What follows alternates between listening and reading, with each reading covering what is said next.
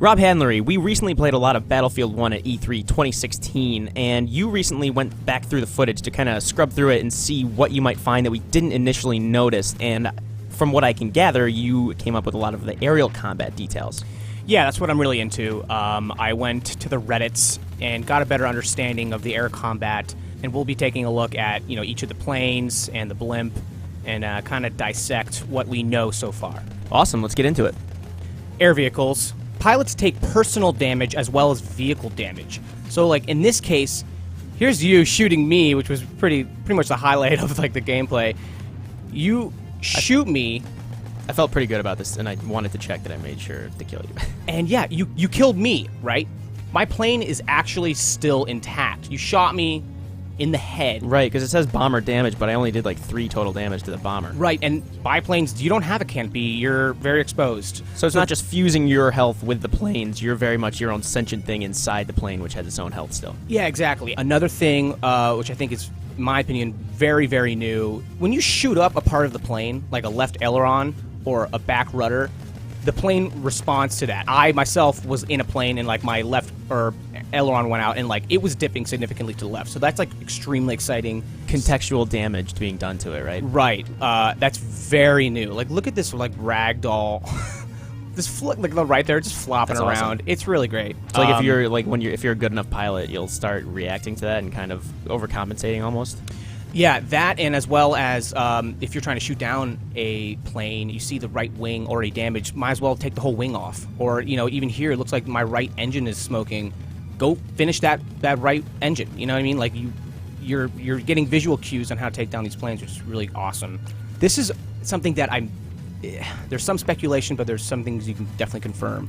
I believe they stated that when you start and spawn into a tank or plane, you basically become a pilot or tank class. And you can see here in the bottom right is the repair option. I can repair my plane by 25% increments. When I do it, I actually never did in the gameplay we did, but when you do it, you get a little, a little counter, and you are unable to operate your vehicle, tank or plane. Okay. You just if you're flying, make sure you're level or gaining altitude because you're going to be out. If I am repairing and someone shoots me, it resets. So you have to be away from combat in order to do that. Yeah, and so it's like an active, like Call of Duty health thing, but it's not automatic anymore. And that'll encourage you to have like good gunners with you too, right? Just to cover you while you're repairing. Yeah, totally. And speaking of gunners, I think another takeaway is, this happened to me. I don't know if it happened to you. Like, I was approaching a bomber once, and the back gunner of the bomber ripped me to shreds. Yeah. So this is probably the biggest change to the air combat, in my opinion, is that different planes are now, of the 3, different planes have different roles and different approaches in your quest to basically eliminate them. If there's a back turret and he's firing at you, you are not on his 6. Yeah. You're doing many different things. You're coming from below is a nice approach, from the side. So you're handling each plane differently, and I think that's an awesome dynamic. And then actually I want to talk about each plane here. So this is the attack plane. It's probably my favorite. You got a back gunner, which is great. You got your third person, first person, and then you got like a front sight for your main firing gun, which is a high caliber weapon. It was interesting seeing you could actually do a lot of splash damage on ground. It's very much a versatile plane. Some sort of shrapnel involved, maybe. Yeah, however, it's got a crazy cooldown. And then you got like a secondary grenade type bombs, and then you got these like flares. I couldn't for the life of me figure out what they are, so I have no idea.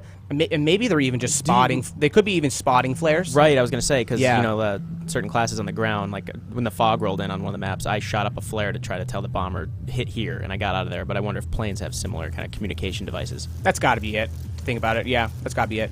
Another thing that's interesting is this plane had these like kind of like cluster bombs that didn't really seem to explode on impact. They kind of bounced. So as an approach for bombing, you wanted to like drop your bombs earlier. They kind of like bounced. Oh, that was awesome. The pulling up right at the end. Then the bomber, you get 2 of these extremely large bombs. I think these are like maybe the similar secondary like cluster bombs. And then this recon eye is what I'm imagining.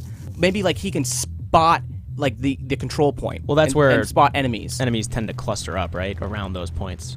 This fighter class called a fighter, meaning it's strictly an aerial combat game. It's all about dogfighting. It's all about dogfighting. It's extremely fast. It's got these guns that have like no bullet drop. So it's basically like a sniper. It's got also a gun sight scope, but with the turrets now that are in the game, because it's so agile, it can like attack bombers and the blimps from like any angle. It can just like come up from below or above, because that's like what you need to do in order to take down these bombers. But it's also very much a hit and run type plane. Basically, it's like a sniper plane. Kind of the glass cannon of the skies, almost. Yeah. Okay. And then, last but not least, the behemoth. Yeah. So this one is pretty interesting as well. So yes, you know, 6 seats, pilot, and 5 gunners. Jump down onto it. Yeah, I jumped down onto it. There's an entrance here, so if you wanted to walk around, you can get in there. And then right past that is there's a top gunner, pilot, 2 side turrets, and then this like 180 turret, which is so sick. He can see like basically everything in front, so he's very valuable. And then I think there's a back turret to the back of the blimp. What's interesting about these, they're calling them gondolas. I can blow these gondolas up. So if I blow up this one, it's not operable as a pilot, and I lose these 2 gunners. Okay. And this thing will drop and explode on the ground. Oh man, just like ground ground deformation. And it's collapsed insane. buildings. Does one of those gondolas specifically drop the bombs? Yes, the pilot drops the bombs as well. Okay, so go for those things. So it's like it's like a boss fight with weak points. Exactly. If the enemy team knows how to use the airship correctly. Right. But yeah, they respawn, so like as you're attacking this thing, you're constantly hammering those things throughout its run. The other points being is like when this thing goes down, someone said, and I was looking at this footage and I was dying. Supposedly, if you're on top and this thing lights up and it starts going down, you can survive the fall. Just by parachuting at the very last second? No, by riding it down. The top part here never goes in flames. So then I was looking at this footage even further. You can see dudes running up the top outrunning a wall of flame? Yeah, look at, there's a guy right there. Oh my god. He's just, there's like 2 guys just running up this blimp going down. Dude, I want that to happen. I don't care if my airship burns like that. Yeah, see, just bail out. So that's probably him, like one of the last guys parachuting.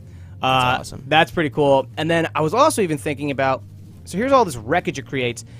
As you know, you get the blimp halfway through to the losing team gets it. You could use the blimp, if you know this thing's going down and you're piloting it.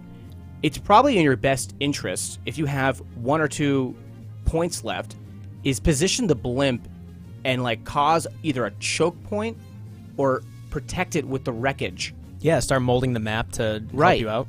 Slow down the advancing winning team with your own blimp wreckage, because like you see these guys climbing over it. It's something that you know it's difficult to get through.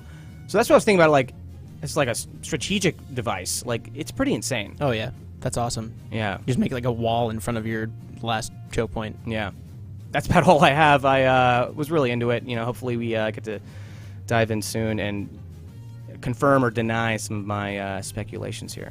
So yeah, we'll have more time with a closed alpha, and who knows, it's not confirmed in any way, but maybe there's a beta or something before October. But yeah, the game releases late October.